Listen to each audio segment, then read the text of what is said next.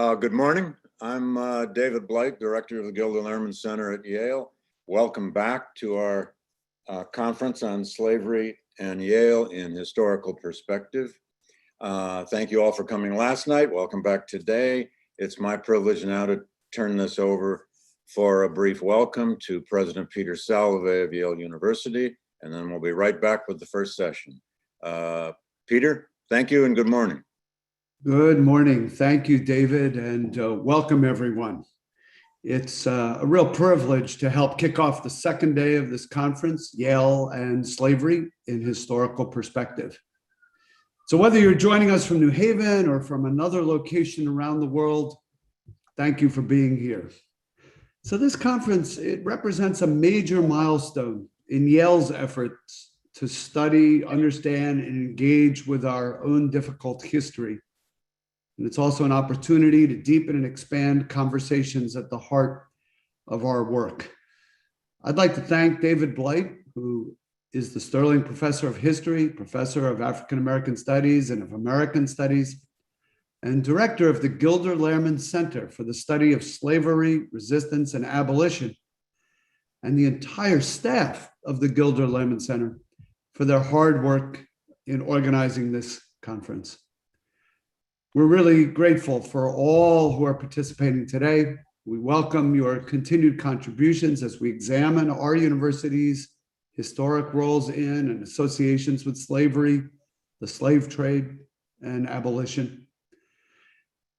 Before we begin, though, I'd like to say a few words about the land that Yale occupies. Today and every day, we acknowledge that indigenous peoples and nations, including the Mohegan, the Mashantucket Pequot, the Eastern Pequot,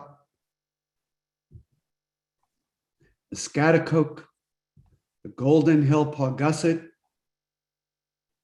the Niantic, Quinnipiac, and other Algonquin-speaking peoples have stewarded through generations the land and waterways of what is now the state of Connecticut. Today and every day, we honor and respect the enduring relationship that exists between these people and nations and this land. Today and every day, let us also hear and heed the voices and stories of generations past and present who have fought against racism, white supremacy, state violence, systems of oppression, who have fought for liberation, joy, and freedom. Again, let me thank you all for being here. Like you, I'm looking forward to a stimulating and productive conference. Thank you very much for being here. Thanks, Peter, and thanks again for that remarkable address you delivered last night, a much fuller expression of Yale's commitment to this project. I'm going to moderate today's first session. We're going to get right to the point because we have a full day ahead of us of 4 sessions, and we're on a time schedule, as always, at conferences. I just want to say at the outset that among the many webinars and events, public events we have done since this project was initiated, the very first one we did was, I think, back in December of 2020, and we did it with representatives of 6 other universities. At that time, it was Georgetown, Harvard, Princeton, Brown, UVA, and Sewanee. Many universities have conducted studies of one kind and another of their past with slavery, race, and all the afterlives. But today we've invited one repeat, UVA, but very distinguished colleagues and friends from 3 other universities to get us going from the big picture of how indeed universities, why indeed universities are studying this problem in unprecedented ways for the first time. I'm going to quickly introduce our panel of 4. We'll go in the order of the program, if you all have the program in front of you. Our first guest is my friend Daina at the University of Texas. She's the Radkey Regents Professor and also chair of the History Department for her sins. She's the author of many books, including most recently A Black Women's History of the United States.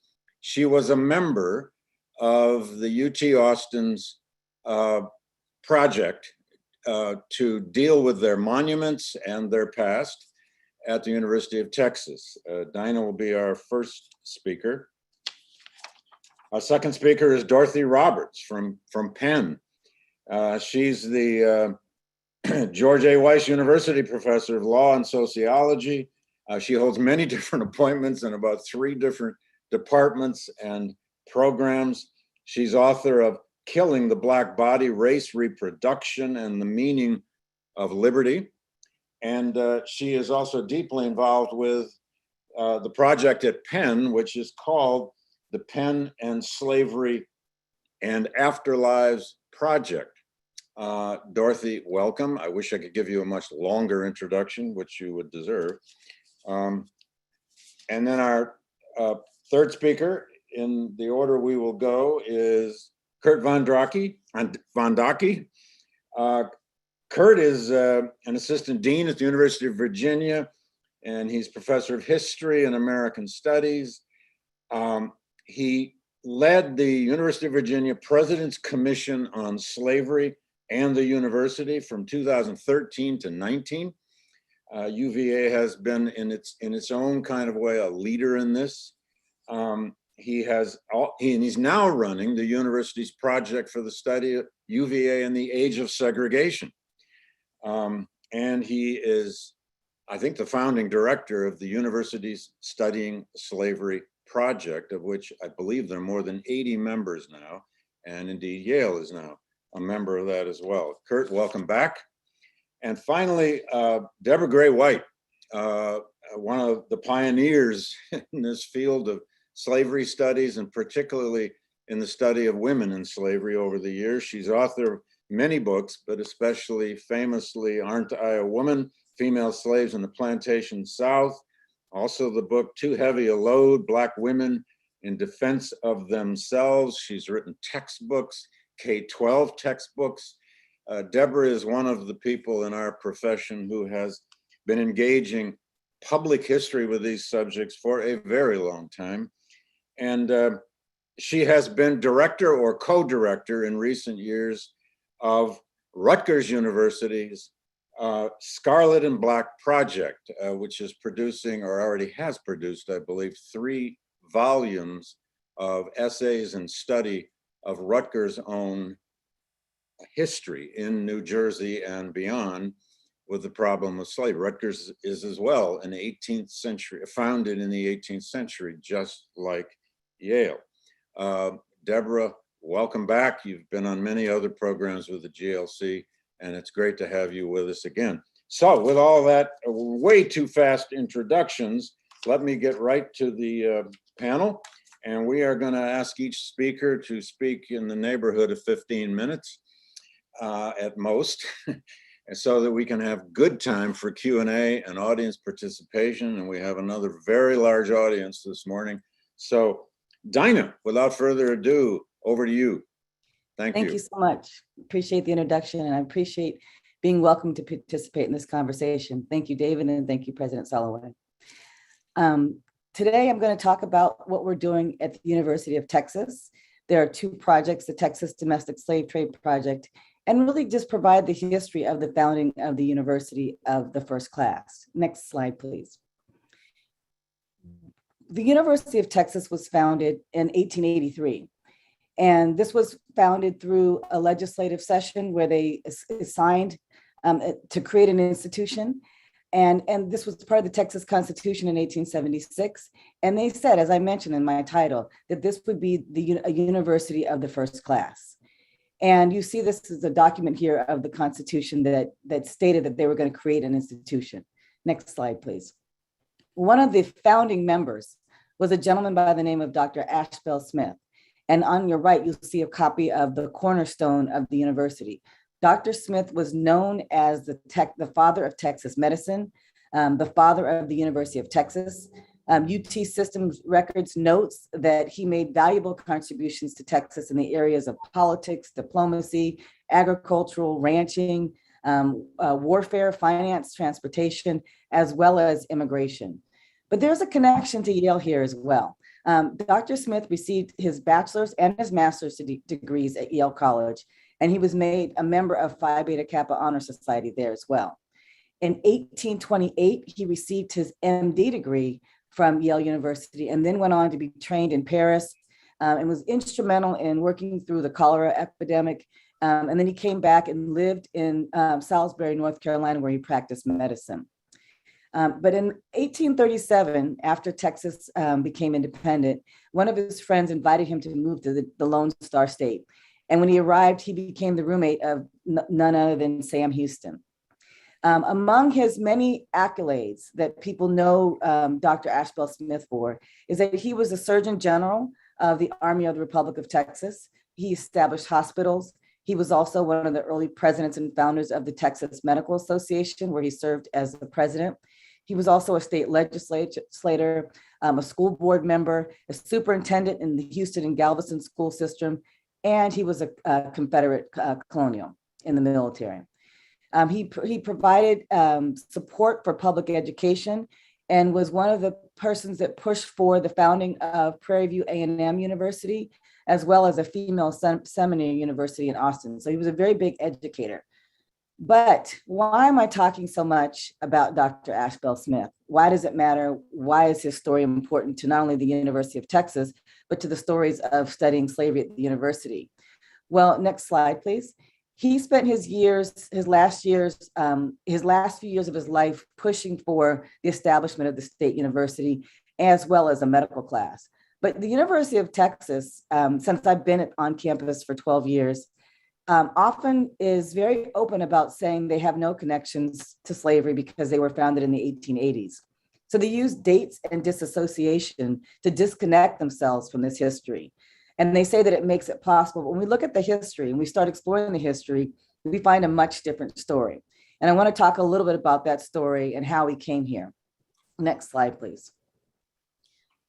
We know that slavery, and many of the other panelists will share this about their institutions, but slavery was all a part of universities, even 20 years after the institution was abolished, right? We know that the Institution of Texas was founded, in 1883, but we know that many of the founders and the donors came from slaveholding families.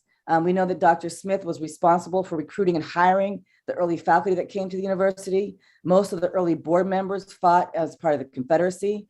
They were attorneys, justice of the peace, justice of the Supreme Court, Confederate surgeons, generals, captains, and also former cotton planters. So they have a strong connection to the institution of slavery, and the funds that they used to donate to the institution of Texas came from slaves, enslaved people. Next slide, please.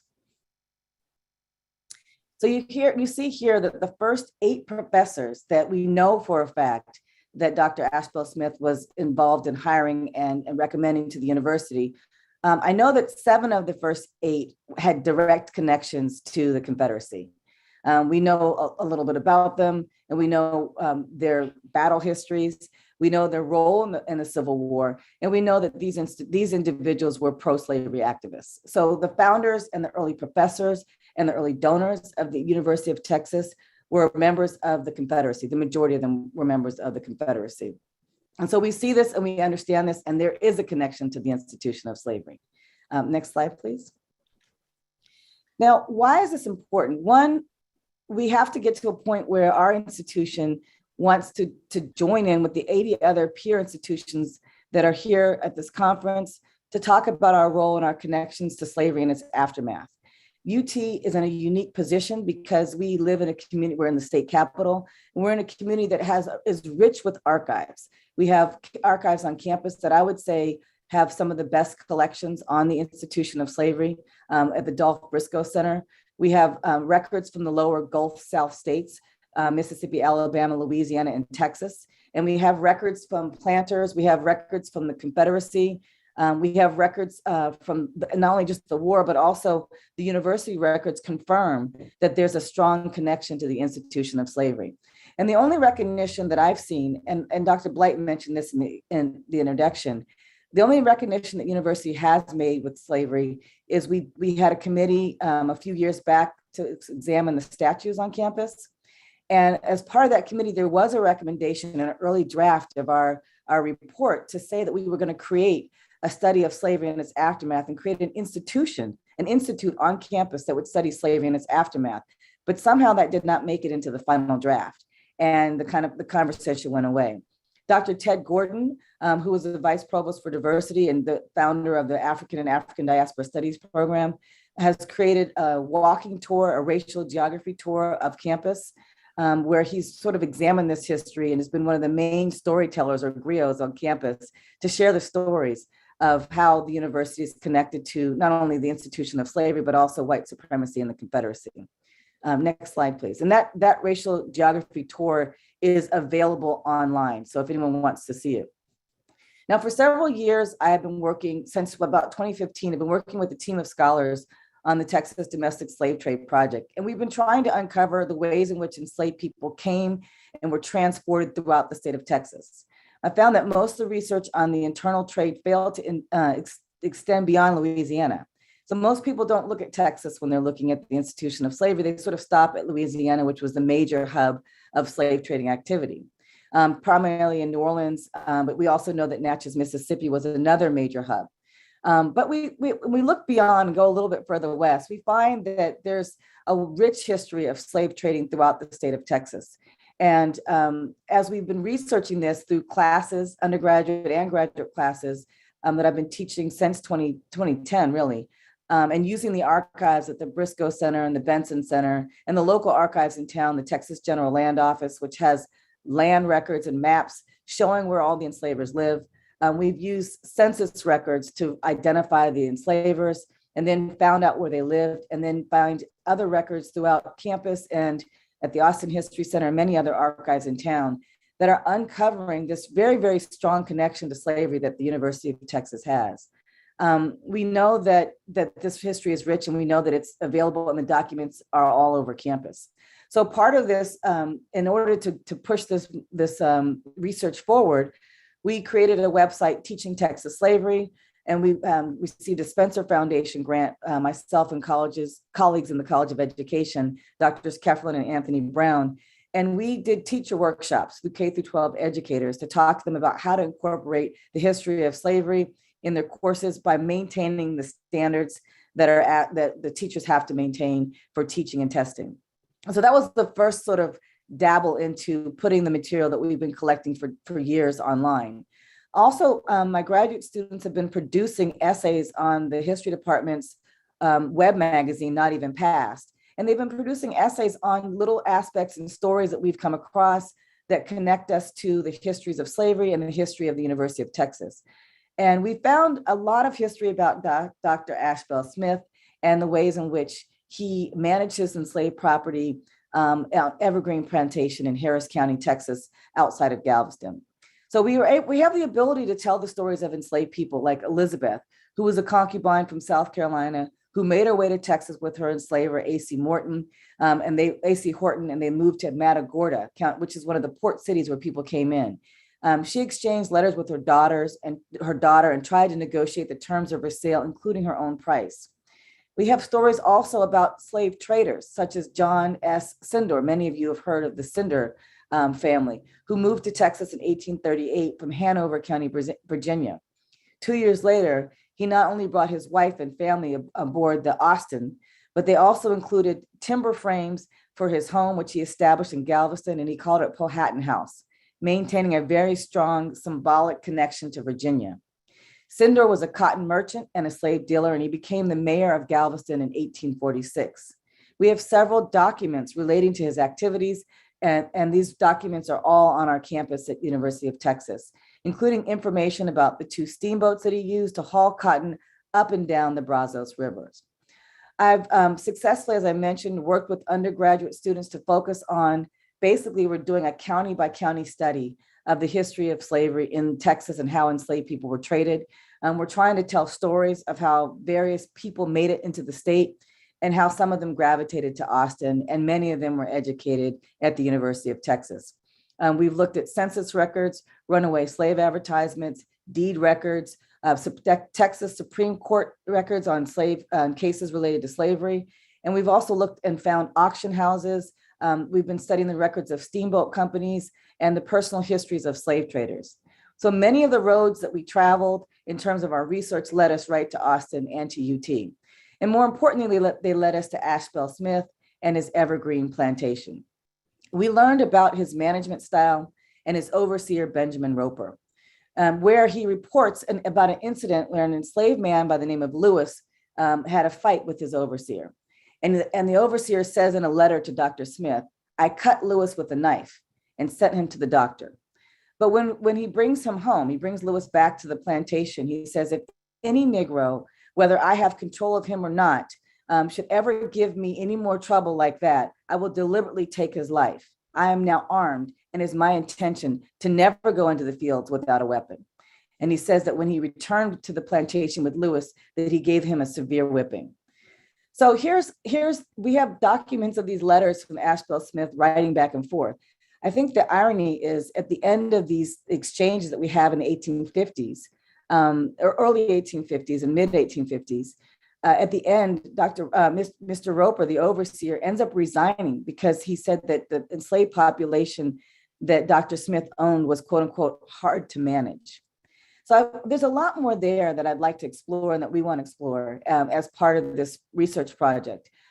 We are now working on a historical marker for submission for a gentleman that would be like we call the Solomon Northrop of Texas, who was captured and sold, who was a free Black man from Indiana and captured and sold into slavery in Texas, and then lived in Texas for a number of years before some Quakers and a few other abolitionists came and helped get him out of slavery in Texas. So we're working on a historical marker for that. We're also doing GIS mapping and trying to show the movement of enslaved people throughout the state and how they've contributed to the building and the founding of the University of Texas. So as we seek to create new strategic initiatives, I hope that UT follows the lead of the 80 institutions, including Yale, who are looking into their ties with slavery. Our founder, our father, the main university funder, is one of Yale's alumni. These connections run very deep. Thank you so much. Daina, my goodness, thank you. You just demonstrated not only that God is in the details, but why we have archives and historians. It's all people. Go ahead. Go ahead. People always ask, like, where did you find this? I'm like, it's right under our noses. It's right in our backyard. Yeah. Well, that's what we're finding all over our archives too, which this conference is going to demonstrate. That was fantastic. And I think most people up here, north, wherever we are, don't always think of Texas with this story, but and because UT was founded so late, but well, fantastic start. Thank you. Professor Roberts, over to you and all that you're doing at Penn. Thank you.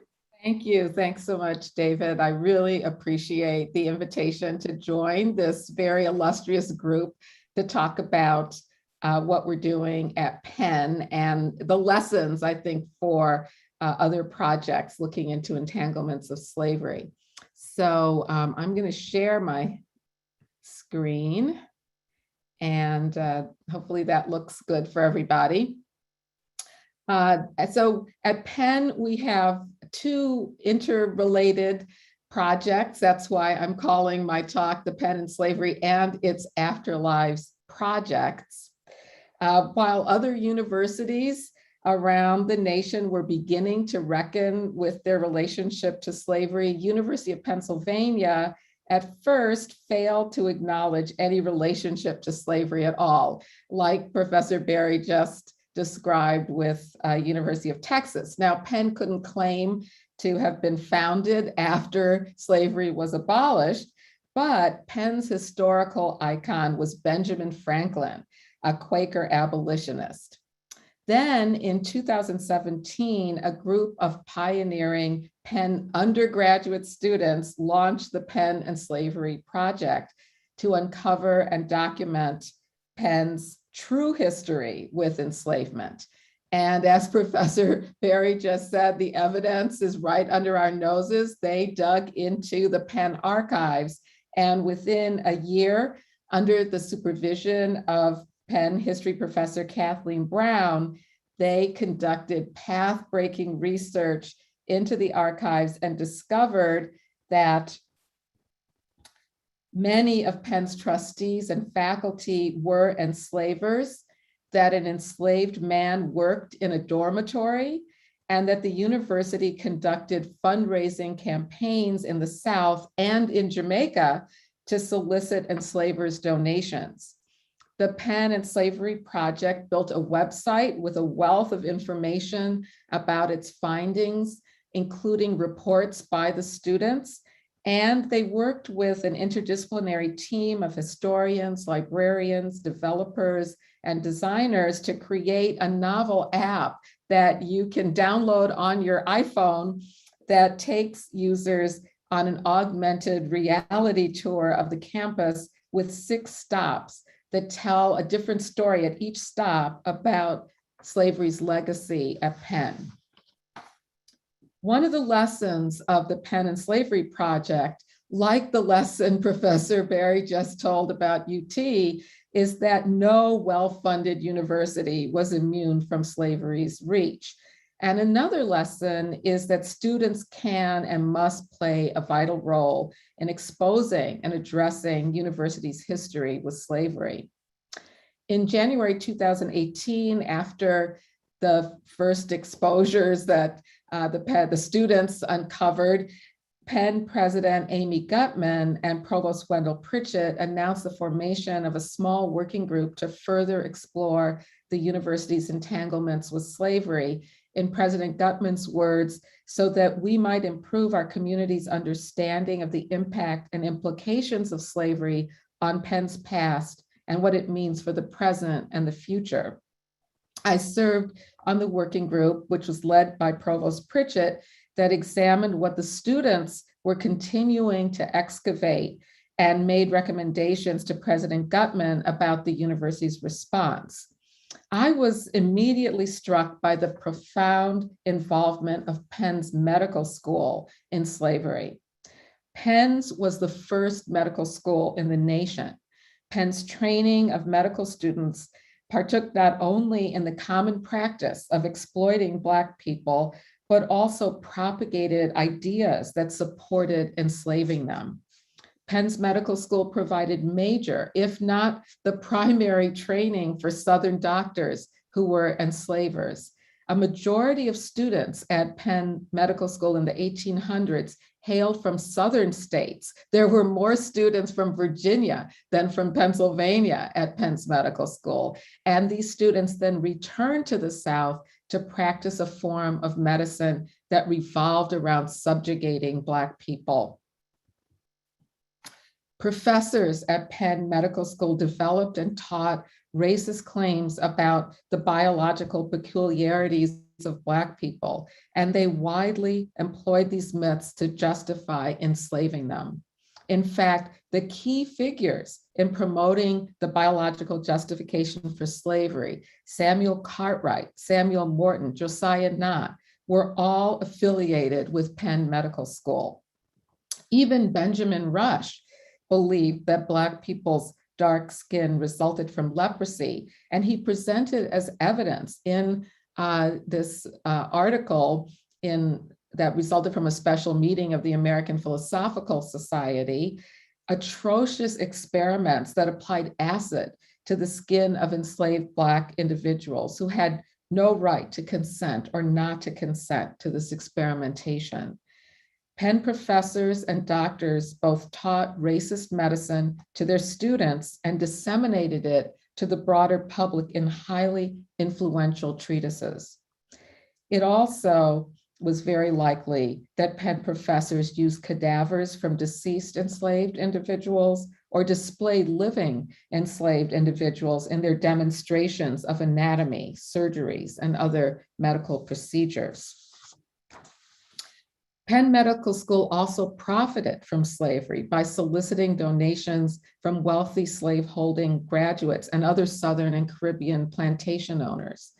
So Penn Medical School not only depended on enslavement of human beings, but was also instrumental in developing and disseminating the medical practices and ideas that maintained the institution of slavery. Penn was arguably the major producer of racialized medical knowledge and practice during the slavery era. When I came to Penn in 2012, I had just published my book, Fatal Invention, on the origins of the biological concept of race in Western science during the Age of Enlightenment in order to excuse and facilitate slavery, and how racial classifications and concepts continue to dominate science today.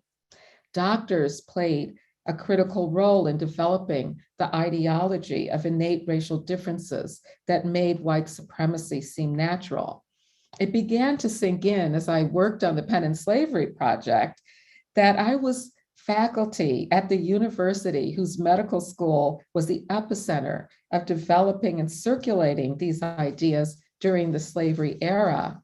But I wasn't interested only in looking backward to the slavery era. I wanted to interrogate how those ideas continue to circulate in medicine today and how the university should address this legacy in its current training of medical students and in medicine more broadly. President Gutman asked me, as director of the Penn program on race, science, and society, to examine these lingering effects of Penn Medical School's deep connections to slavery.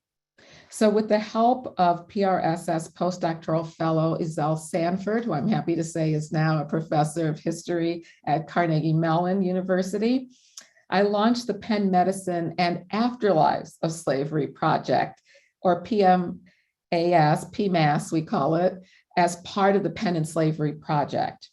This initiative proceeds on two fronts. The first is to research and document the history and continuing legacy of enslavement at medical schools. The second is to use this research to make meaningful changes in the myriad ways race manifests itself today in medical knowledge, pedagogy, and practice. In other words, how can Penn not only uproot evidence of its connections to past injustices, but also be a leader in abolishing the reverberations of those toxic ideas that remain in circulation. PMAS has worked closely with Eve Higginbotham, Vice Dean for Inclusion, Diversity, and Equity at the Perelman School of Medicine, as well as with faculty and students to further this objective. I want to highlight one aspect of PMAS's work because it shows the deep roots of race-based medicine in slavery, how ideas originating in slavery have been embedded in current medical technologies, and how we're making strides to end this legacy. So I want to focus a bit on what's called race correction. Dr. Samuel Cartwright was born in Virginia in 1793 and trained at Penn under Benjamin Rush, though he went on to get his degree from a Southern medical school and then went on to practice medicine in Mississippi and Louisiana. He became a well-known expert in what was then called Negro medicine. He promoted the racial concept of disease, that people of different races suffer from different diseases and experience common diseases differently. In 1851, Cartwright issued a catalog of diseases supposedly afflicting Black people in particular.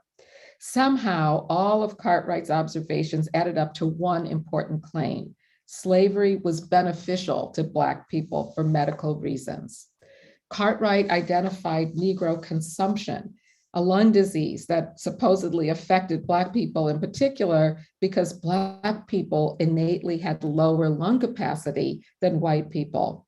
But Cartwright went further to argue that Black people's weaker lungs made forced labor by white people good for them. In fact, Cartwright asserted that Black people could only be healthy when under the white man's control. Cartwright also diagnosed enslaved people who escaped bondage with a mental disorder he coined drapetomania, the disease that causes Negroes to run away. Now, lest you think that Cartwright's ideas of Black people's innate biological difference that he learned at Penn Medical School is a relic of the past, consider race correction in medicine today. That's when doctors automatically read a medical test result differently depending on a patient's race. Race-based adjustments are routine in diagnostic algorithms used in hospitals and clinics across the United States and taught routinely in medical schools across the country. There are race-based risk assessments for cardiovascular disease, cancer, bone fractures, dementia, and lung function, all of which can steer Black patients away from medical care and white patients receive. In fact, race correction in this barometer can be traced directly back to Dr. Cartwright, as Brown Professor Lundy Braun has shown in her book, Breathing Race into the Machine. Take the estimate for glomerular filtration rate, or EGFR, the quantity of blood filtered through the kidney per minute. This is a common lab test that doctors use to monitor for risk of kidney failure. And you can see here that they routinely interpret this indicator of kidney function by race. So, led by Perelman assistant professor and PMAS collaborator, Amaka Ananya, Penn researchers confirmed in a 2019 study that the automatic upward adjustment of kidney function can miss diagnoses and delay referrals to specialty care, and it can even disqualify Black patients from getting on a kidney transplant waiting list. In September, a National Kidney Foundation and American Society of Nephrology task force issued a groundbreaking report recommending a new EGFR equation that estimates kidney function without a race variable. Dr. Ananya's voice on the task force was critical to this momentous outcome. And I believe that it was her understanding of the roots of this race correction in slavery taught at her medical school during the slavery era that allowed her to see why this common practice today should be abolished.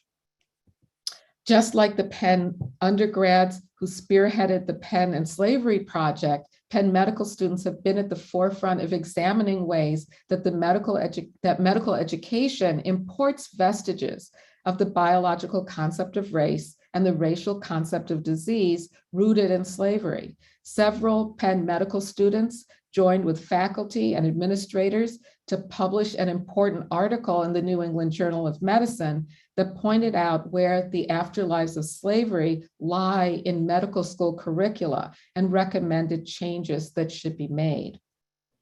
And in February 2021, PhD student and PMAS doctoral fellow Paul Wolfe Mitchell released a report on the Morton collection at the Penn Museum. Those skulls that Morton collected to show the supposed biological differences and inferiority of Black people is still at the Penn Museum today. And we published Wolfe Mitchell's report on the Penn Program on Race, Science, and Society website. The report documented the presence of remains of Black Philadelphians in the Morton collection and sparked the Penn Museum's current initiative toward repatriation and reburial of the remains. So in closing, the movements to end race correction, to transform the medical curriculum, and to repatriate remains show how interdisciplinary collaborations of historians, social scientists, biomedical researchers, medical students, and doctors can work to end backward ideas about race that originated at universities during the slavery era, were taught to medical students, published in medical journals, and shape medicine to this very day. We need to link our research to uncover universities' past entanglements with slavery with current efforts to abolish their afterlives that still support racial injustice in our society today. Thanks. Well, thank you so much, Dorothy. That was fantastic, and I know hard to do in a short time. What a project. And I just want to add, we too have now a major initiative going in our project, studying the history of science and medicine here at Yale. It's newer, its research is still ongoing. It deeply involves undergraduate and graduate students, and we have as you know, a very robust session tomorrow with primarily students on the panel presenting what findings have come out. Thank you so much. Well, Kirk Von Dake, over to you, sir. UVA's 1819 project and all the good things you've been doing for years at UVA. Thanks. Fantastic. Thank you. Give me a second to get this started. Okay, successful. So, David, thank you so much for inviting me to speak with you today about the work unfolding here at the University of Virginia.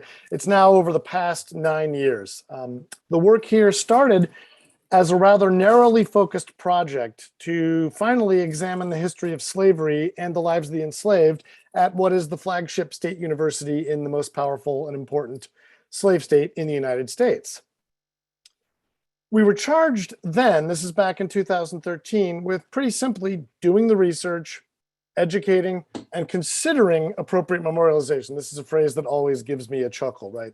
This is the moment where we were probably going to invite everyone for meetings, have a few sandwiches, pat ourselves on the back, and issue a report. It turned out there's gonna be a lot more than that. So it started as simply that 21st century project of an educational institution beginning to tell a fuller story about its own past. Only 9 months into our work of research and community engagement, we were still figuring out what the actual story was. It became clear that we had a lot more to do, that kind of simple charge couldn't hold us down. We couldn't simply consider appropriate memorialization. We could not just research the university's history from 1819 until the general emancipation in 1865. This work had to think about stretching backward in time. We have not done this yet, but are beginning to honor the Monicans and the land the university sits on to this day. We had to break down the metaphoric walls separating university and community, and we had to trace slavery's many legacies all the way to the present. So to steal a wonderful phrase from Professor Roberts, right, this too has become about the afterlives, the many afterlives of slavery at an institution. So in spring 2014, we were still figuring out what we wanted to do. We decided we had to engage with our community. I think every university is a little different in terms of its relationship with its community, but we are firmly embedded in a community that we have a complicated 200-year history with. And that community includes descendants of the enslavers and descendants of the enslaved. So we knew we had to go out and talk to them. So we held our first workshop. There were about 200 people in attendance. And this was simply to listen with humility and gather some community input about what do you think that charge means and what should we do? As each group reported back to the full gathering, I still remember this as if it were yesterday. The first person who stood up rather forcefully said, this is a direct quote, "You better damn well build a memorial. It better be big, it better be visible, and we better be able to get to it." So part of our work of getting to atonement and repair had to be to not consider appropriate memorialization, actually do the memorialization. Fascinatingly, the next speaker stood up and openly wept about his family's eviction in the early 1980s from a Black neighborhood that was destroyed to build the then new UVA hospital expansion, right? So the afterlives of slavery are these stories about the destructions of neighborhoods and destruction of Black wealth locally, regionally, and nationally. So we knew right then, as we were still figuring this out, we had a lot of work to do. So I want to talk process a bit, and I'm doing this because I can go into a deep dive on the history, but I think that will take way too much time here, as we're now at least 150 years into this examination. And I think because we've been at it so long, speaking about how these projects can develop and where they can go is really important, and I'm going to end on limitations. So out of that initial community engagement, we turned to restorative justice. We looked at peace studies and thought about how do we do this as a project that isn't solely the province of scholars doing research? How does it become about a modern community coming to terms with this past? So we knew that the process had to be deeply community-based. We had to continue to listen. And every time we had something new to do, we had to bring it back to the community to garner feedback and make sure we were responding to their needs. So, you know, we're historians. We focused on research. That was important, but then on publicizing those findings in as many ways as possible. And I'm not a public historian. I imagined my job in all of this was to be the proverbial archive rat. I was going to go into the archives, read things written in the 19th century, and figure out how to interpret them. But I have learned over these past 9 years that these projects have to be very public facing. And so I gingerly describe myself as a historian working in public now. And what we've learned is the scholarly work, right? The books, the journal articles, those are important, right? That's where we continue the conversation with other universities, but you have to figure out how to reach a much broader public. And that requires thinking about how this information gets out into the public. So we built a website where we just laid out what we were doing and what we were thinking and sharing some history. We did create a report, so that's a little bit more digestible than the book we created. And then we used social media, public talks, and events to just get all of this out there, every little detail. So in long form, in short form, and in, I think, often dynamic ways as a way to reach that much broader audience. And right, every university here has an alumni base that stretches out often beyond the nation. And we need to reach all of those folks as we do this work. So the work has been educational in the broadest sense of the word. We have worked on being open and transparent. As we find things, we release and share them. Here are the facts. Here's what we're doing. Here's what we're thinking. So open and transparent. And that's both in sharing the research and moving forward with making changes at the university. The work has to engage the community. It has to listen and do its best to honor those concerns. And it has to be inclusive, right? This is anyone who wants to participate, right? We tried to sort of crowdsource. If people want to join the research project, we find ways to bring them in and help us. If they want to sit in on working group meetings and help shape what we're doing, we do that as well. So the mantra for 8 years and counting has been engage, atone, and educate. And what did we learn? I'm going to try to be brief on this. For scholars, I don't think any of this is at all surprising, right? This is the flagship state university in the population-wise largest slaveholding state in the United States. It's founded by Thomas Jefferson, a man who enslaved 607 people over the course of his life. And he led a team of other elite white Virginian slaveholders, all who were large slaveholders. In a state, again, with that largest enslaved population in the US, and the university is built in Albemarle County. It's itself a center of concentrated slaveholding. Over half the population up to 1865 here in Albemarle County was held in bondage throughout that period. So for the entire university's existence up to 1865, if you were to visit Charlottesville, you would, every other person you ran into would be enslaved. The university was built and maintained by enslaved people, but more importantly, even after Jefferson's gone, it pretty quickly becomes a training ground for future generations of citizen leaders in the South. It is a public university, but it was very expensive to attend. And the students from the first class, 35 of the first 123 students were from Albemarle County. The remainder were all from other counties where they're, again, concentrated slaveholding in the state. So it's not any surprise that by the late 1830s, the university has become an incubator for pro-slavery thought. The ideology permeated the disciplines here: chemistry, medicine, law. You can go on with the list, but you can find it anywhere and everywhere in the classroom and in the landscape.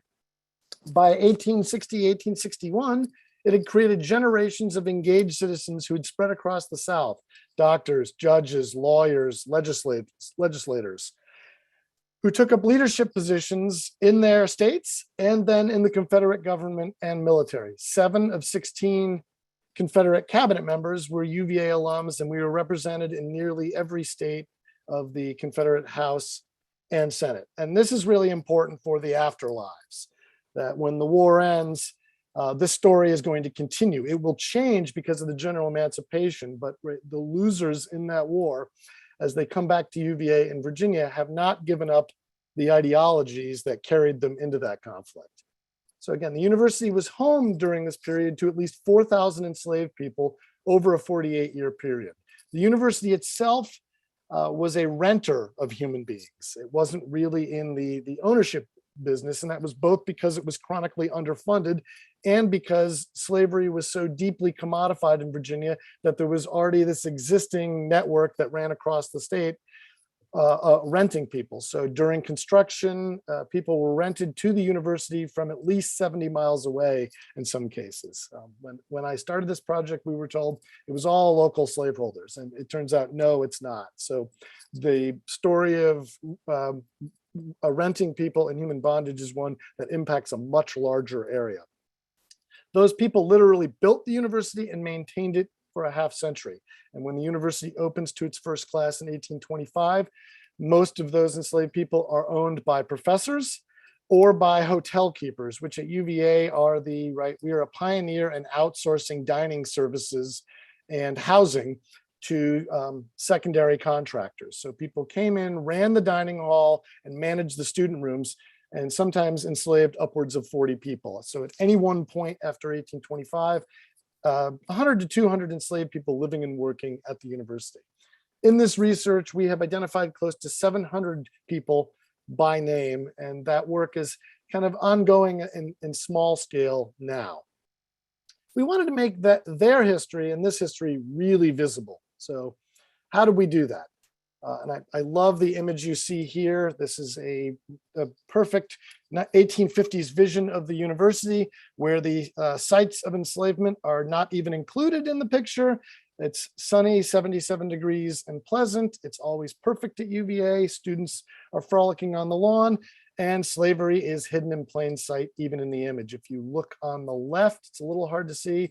There's an enslaved woman on the south balcony of Pavilion 9 holding a professor's child. So even in the mythical 19th century version of UVA, slavery is hidden in plain sight. So our goal was to make sure everyone understood the myriad ways that history is hidden in plain sight. So we're just highlighting it and making it much harder for a visitor to the university to not understand what's going on in that picture and how what the history we're revealing is also plainly visible in the 21st century landscapes. So what have we done?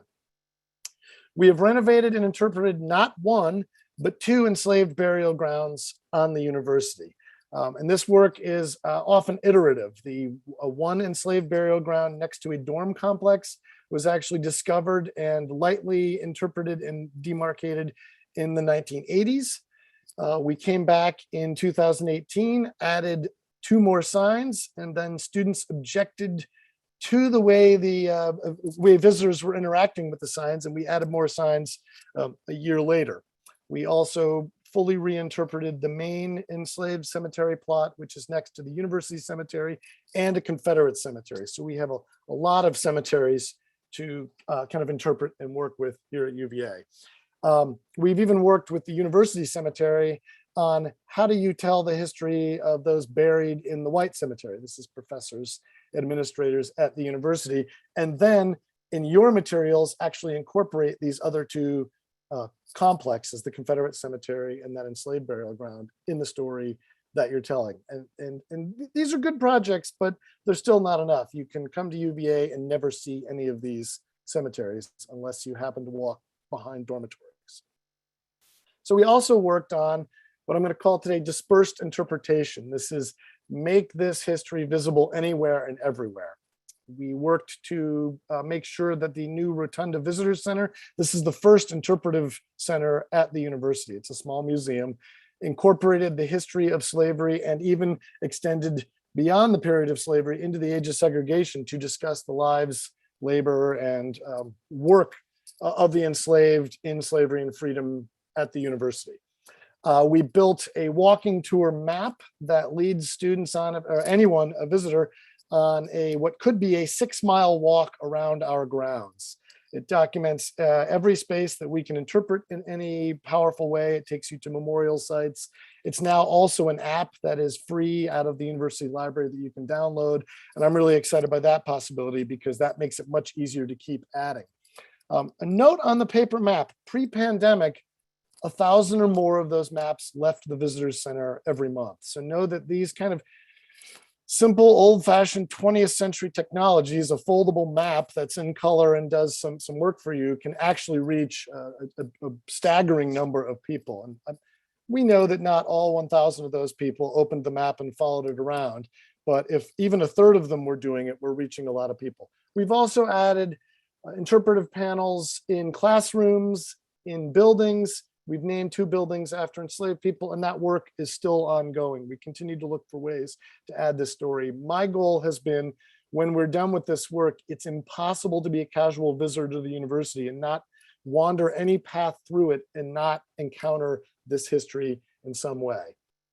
We've done all of this work with students, and so I really recommend bring students along with you at every turn. And I know, same thing, Professor Roberts, you already addressed this in Kathleen Brown's work and your work there. We have done the same thing. We've also built a website that's meant to tell the full university history in those first 50 years. And we've used digital humanities, I think, in really creative ways. I'm pretty sure it's the largest digitized database of university records that I know of at any university. So we went through all the first 50 years of records. They're digitized. They have been marked up so they're connected in a relational database that allows anyone who accesses it to look through the records and search by person, place, or event down to the granular level. And then we've also built a model of the original academical village as it would have looked in the 1850s. And we picked the 1850s because that's the extent of the build out that is entirely a story about human bondage at the university, because we want people to look differently. For those of you who have been to UVA, if you visit what we call the gardens, today they're beautiful planted contemplative spaces, little white benches, walking paths, and pretty flowers. They were largely workyards for the enslaved that were enclosed in 8-foot high walls after 1825. And this was speaking to Jefferson's ambivalence about slavery and an attempt to sort of hide the reality of slavery at his imagined university. It never functioned that way, but that's what he was attempting to do. So again, making this work accessible to people anywhere and everywhere. We've also worked, and I think this is really important, it's not enough to share the research and find creative ways to connect people to it. We've worked to build into kind of the community here at the university a sense that this is something that it lives in our active memory. We do something every year. So we've put on 2 major conferences since 2014. We have another one coming up in fall 2020, and then we've worked on these meaningful rituals of remembrance. We have both 2 cemetery memorial and libation services, hundreds of people in attendance walking into the enslaved cemetery for this memorial and libation service. We have created with our community a Liberation and Freedom Day that is now a week every year in March.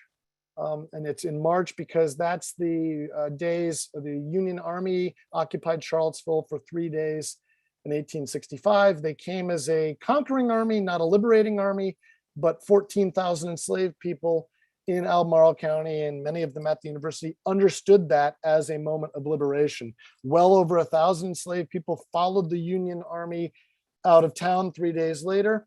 And professors at UVA immediately began complaining about enslaved people had left their plantations, had moved out of housing at the university, and were refusing to work. And so the hesitant moment of emancipation started to unfold on those days in March 1865, and it was celebrated for decades afterward as a moment of jubilation in the local community. So I think these are really important as you think about how do you continue to do this work, finding ways to sort of open people's hearts and connect to this history. We built a memorial because, as I started with, we had to build one, it had to be large. I think this is the largest memorial to enslaved people at any university in the world right now. And what I love about it is the community sees it as theirs. The university built it, it's on university property, but it's big, it's accessible, it's visible. It calls the names of the enslaved. The wall you can see in the background is a memory wall that names every enslaved person we can name, name by name, does occupation and family relationship. And then on the inner circle, circling the grass you see there, is a water feature with a timeline of the history, an unflinching history of slavery at the university. It has taken on a life of its own. There have been silent protests and demonstrations at it. It's fascinating to watch people be pulled into it and interact. So it is a memorial, and it's just brick and stone, but it works and it's powerful. So I think really important. This work has spun out. This continues, right? The story doesn't end in 1865. Here at UVA, a race science medical program, much like Professor Roberts was laying out at Penn, morphs by the 1870s into the beginnings of a eugenics program. And by the building of the first university hospital in the early 20th century, it is one of the largest eugenics programs in the country. This goes on to shape public policy in Virginia and elsewhere. We see the Klan activity at the university. We can document it as early as the first decade of the 20th century. And by 1922, there are at least 2 Klan cells in the area, one of which is directly affiliated with UVA. And this leads us all the way to the beginnings of a massive resistance and then a halting integration project that begins in the 1960s at UVA, and finally even to coeducation. So this work has a really long tail that gets us all the way to the present. And for many of you, you may know, they are working on seating jurors in a trial of white supremacists who were deeply involved in the 2017 events in Charlottesville that left 4 people dead. So this work has very, very powerful present meaning. David already mentioned this at the beginning. We wanted to move the needle. We didn't want this to live in isolation. And so we created this consortium of schools that shares, and I love it. We're all here sharing. Every one of these sessions, I get new ideas about how to do our work here. And it's over 80 schools in 5 countries. There are always, whenever I talk, several other schools in the process of joining. So this has been really nice to see. And I know, Daina, we're gonna pull Texas in here pretty soon, and I'm really looking forward to it. And I will end with, it's great, right? We've acknowledged, we've engaged, we've atoned, and we educate. But I know we're here at a moment, which is what comes next. I don't think this is enough. And I think we tend to freeze and not move to what happens now that we've known this and we've done some atoning and making changes to the landscape. So I hope we have a chance to talk about that today. Thank you so much. Oh, Kirk, thank you. Indeed, you have been a model, your project, for a lot of us, certainly on all these questions of public outreach, transparency, demonstrate the findings. We have been trying to do this all along ourselves. And I just want to quickly say, there was a Yale grad, actually a Yale student, part of that Union Army, who went through Charlottesville. His name was Uriah Parmalee. His name is on our memorial, who kept an extraordinary diary and was worried about how his own troops were burning houses in Charlottesville. Oh, this is, well, yeah, we'll talk offline. I'll about him later, and he tragically is killed right before Appomattox in battle. But anyway, that's another story we'll tell in our report. Well, we welcome your questions out there. Way over 300 people on. We'll get to as many as we can. But now over to Rutgers and Deborah. Tell us about your project. Okay, am I sharing my screen? Yes. Okay, great. Hold on, I just lost my talk.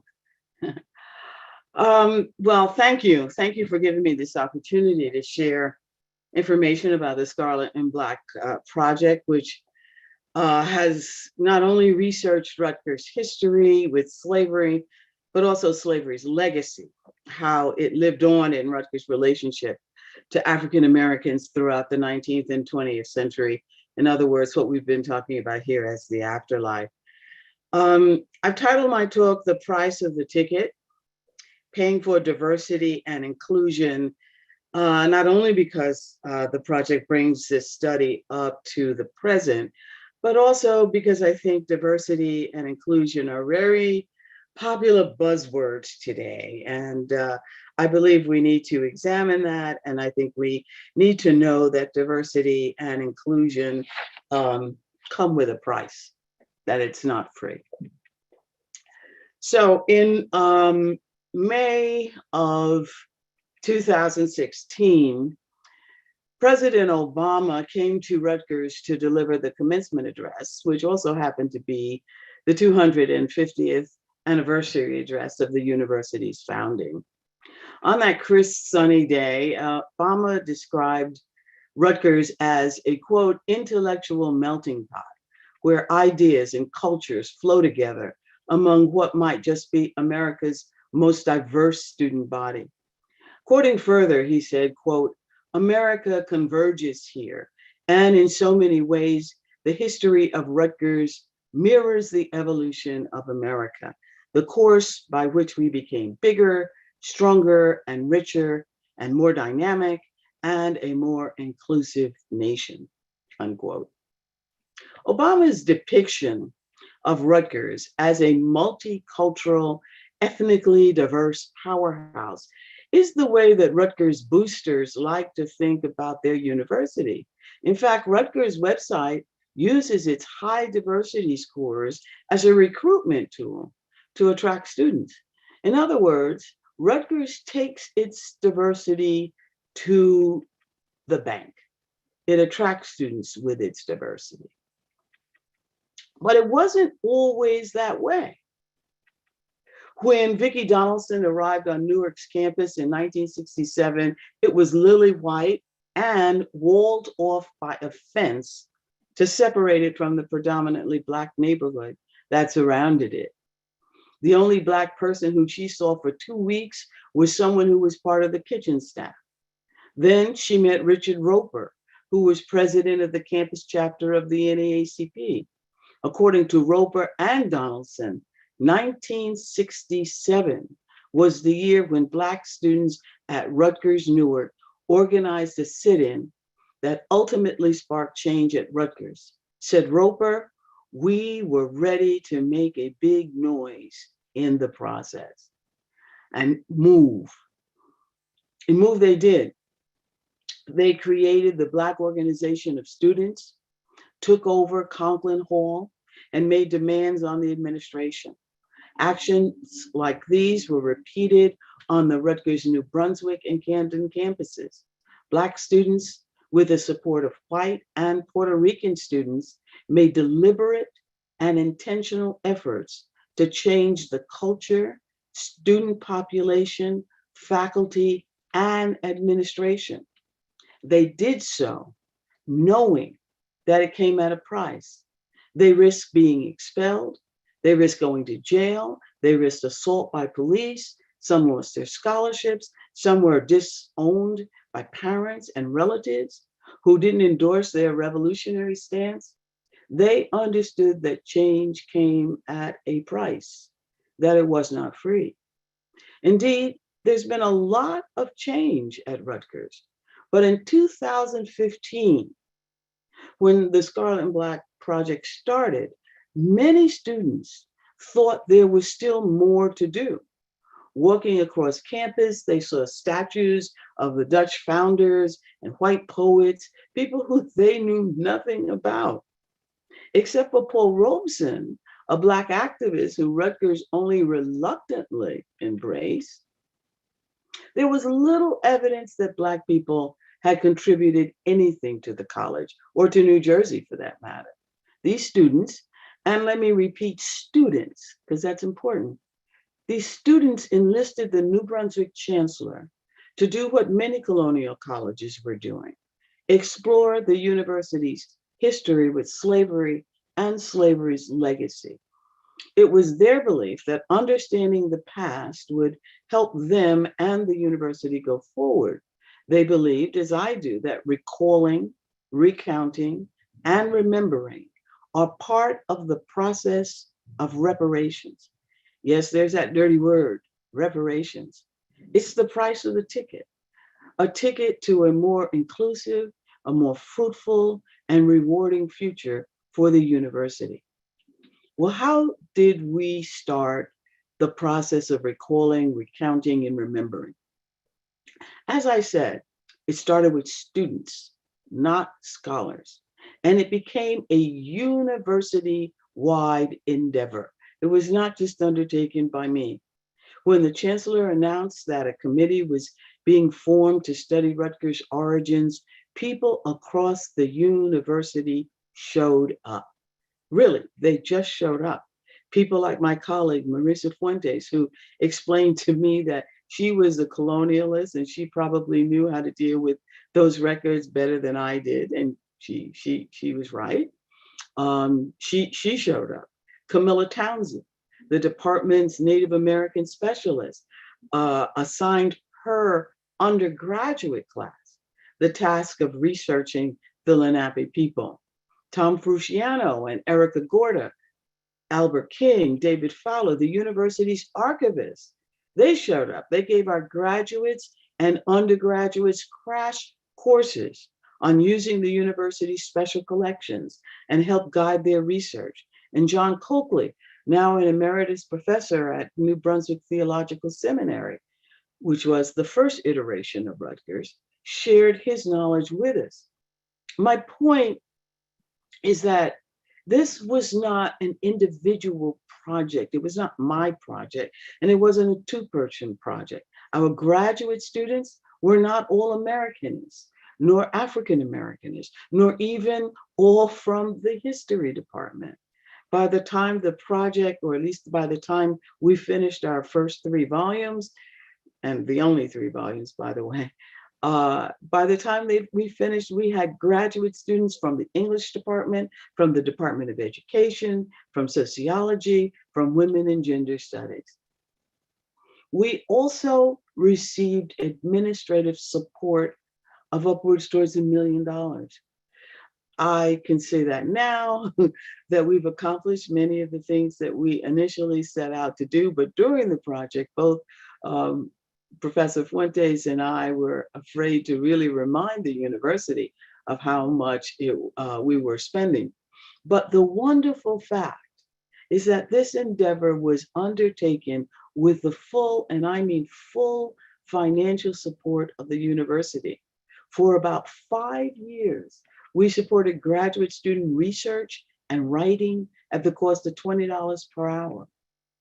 When we include the salaries of postdoctorate associates and full-time employees and the other costs, the financial costs were substantial, but it was the price of the ticket. And we're proud of the beginning that we have initiated. Notice I use the word beginning and initiation, for we fully intend for the project to continue. We started with 3 volumes that trace the history of Rutgers with Blacks and Native Americans. Volume 1, Slavery and Dispossession in Rutgers History, shows how Native Americans, Africans, and African Americans were sacrificed so that Rutgers could be built. How the labor of an enslaved man named Will evidenced the building of the college by Black hands.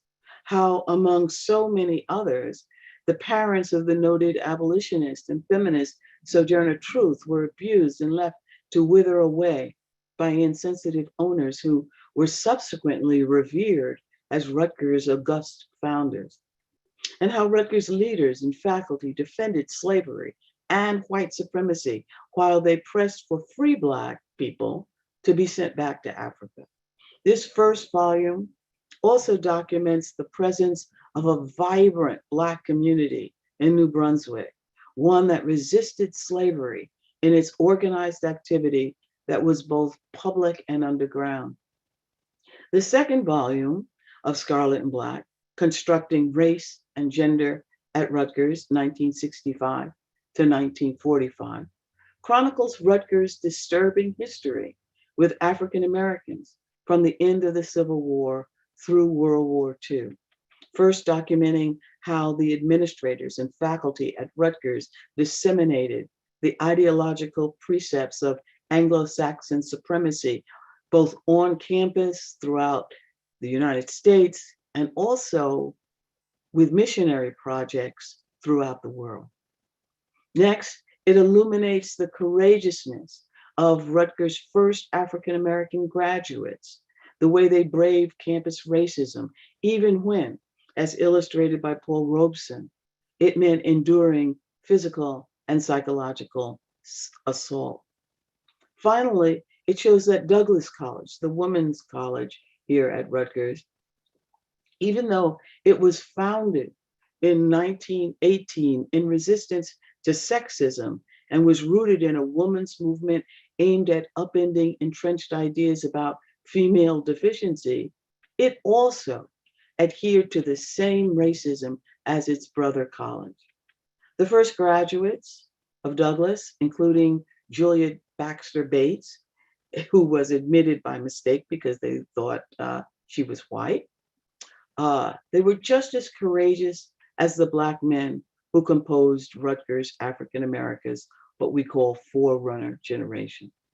The third and final volume of the Scarlet and Black series, Making Black Lives Matter at Rutgers, 1945 to 2020, shows how baby boomers put in massive amounts of work towards creating a university that now boasts its diversity, how they created the Black campus political organizations that successfully demanded a cultural presence on campus and a multicultural curriculum, faculty, and staff.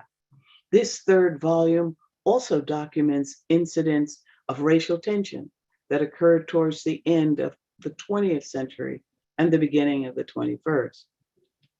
As a result of our research, unnamed buildings were named in remembrance of African Americans, and plaques were placed around the campus, explaining the connection that various white founders of Rutgers had to slavery. In October of 2019, the university named the newest dormitory complex the Sojourner Truth Apartments, and it named the entry walkway to Old Queens, the first building at Rutgers, which currently houses the president and chancellor's offices, Will's Way. It was our research that highlighted the fact that Sojourner Truth was owned by the family of Jacob Hardenberg, Rutgers' first president. And we also found a receipt that paid the owner of a slave named Will for Will's masonry work on Old Queens. The public presentation of our work on campus and in the New Brunswick community and the dedication ceremonies of these two landmarks have helped Rutgers begin the process of acknowledging its history and reconciling with it. It's also important to note that there's now a Paul Robeson Plaza on campus, and the library on Livingston campus has been named for James Dixon Carr, Rutgers' first African-American graduate.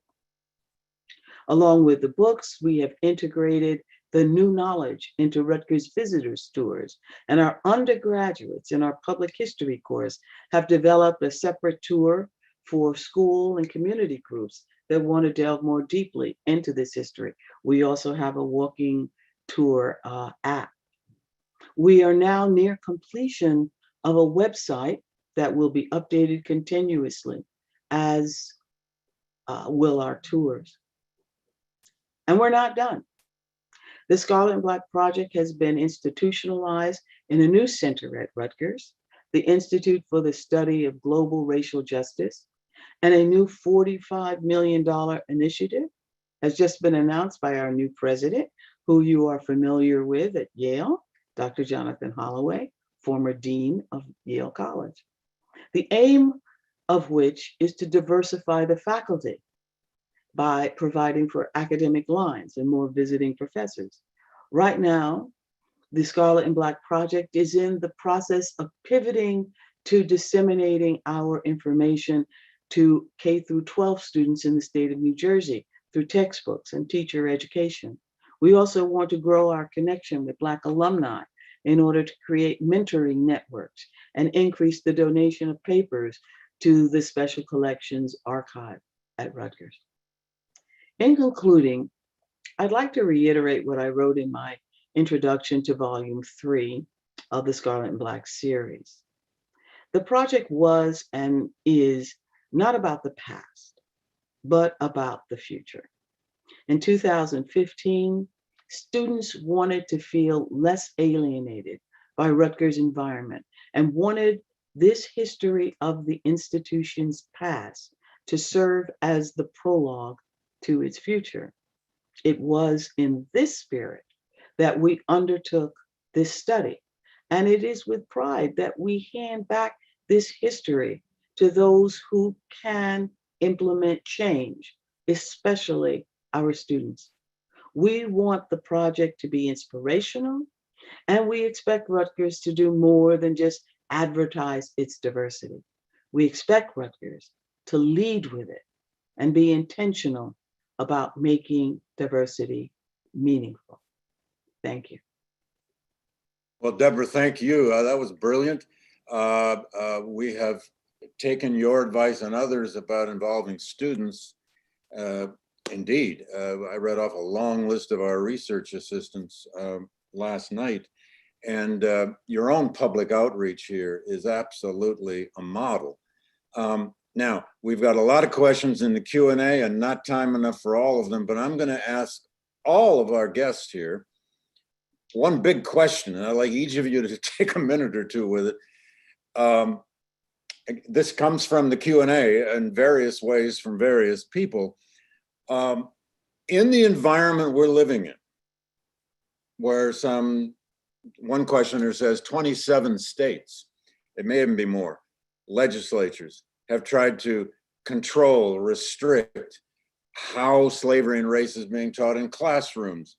We're all aware of this political problem we face out there in the public.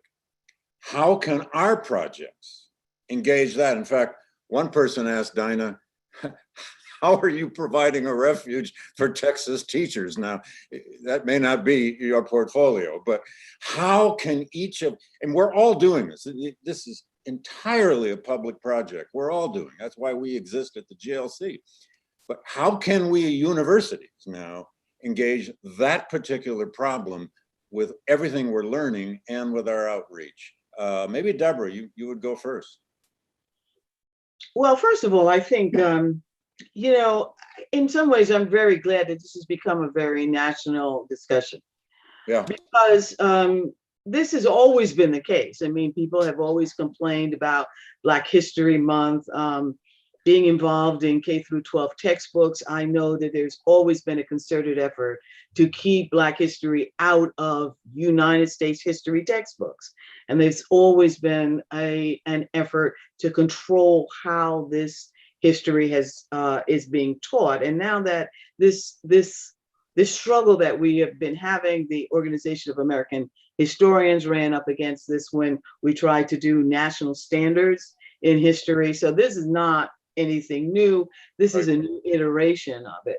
I think that we use this very public debate and we run with it. I like the fact that it is now out in the open, and that people are questioning. If people don't know what CRT is, maybe they might just try to find out more. I'm not sure. I think that what we are doing is in fact the answer to your question.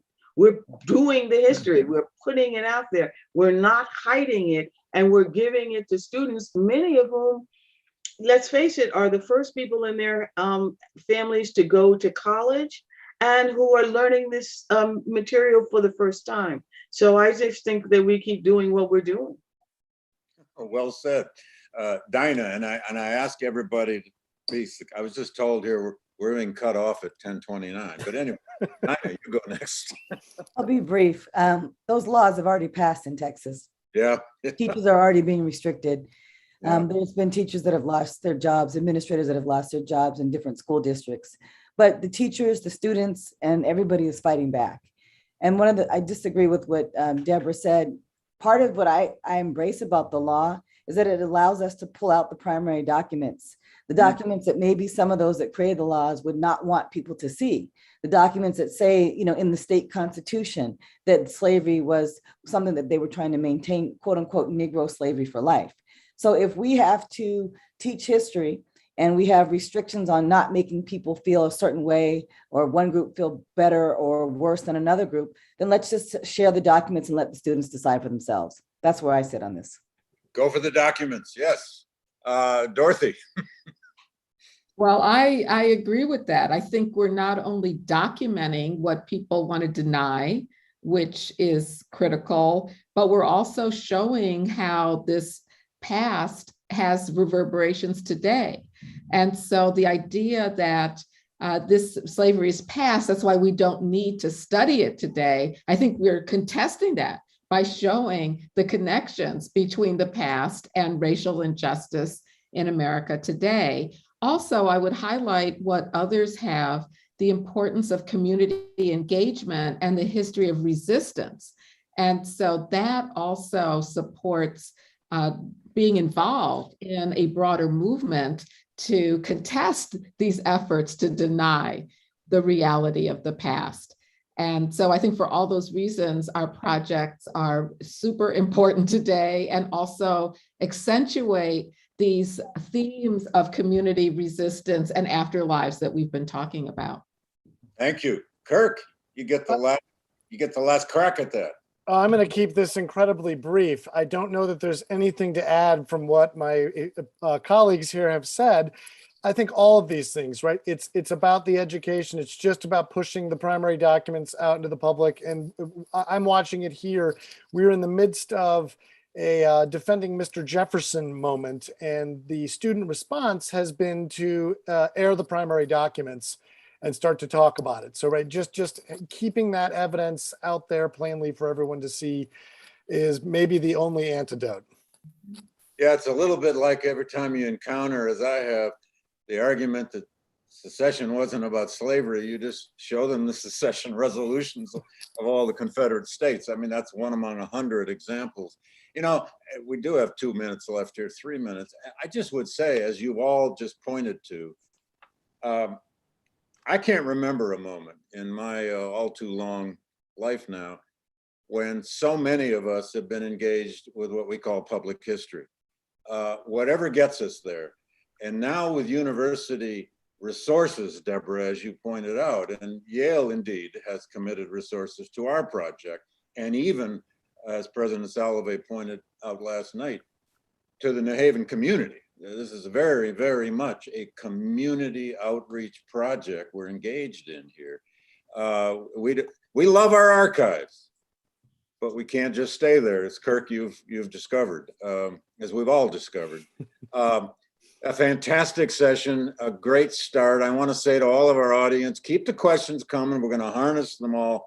And some of these questions you all have put in are going to be valuable in subsequent sessions, and we may even come back to some of them. So please feel free. We invite the questions. It's nice that you tell us it's, quote, awesome or excellent, but don't be afraid to ask an actual question. Anyway, thank you so much, my colleagues. This was great. It shows that this is happening everywhere. And Yale is, if a little late to this, we've engaged this in part with you all as a model. So thanks so much, and everybody out there, stay tuned. We will take a brief break of about 15 minutes, and we'll be back with the next session at 10:45, which will be moderated by Ed Rugemer, my colleague. Thank you all so much. See you in 15 minutes. Thanks.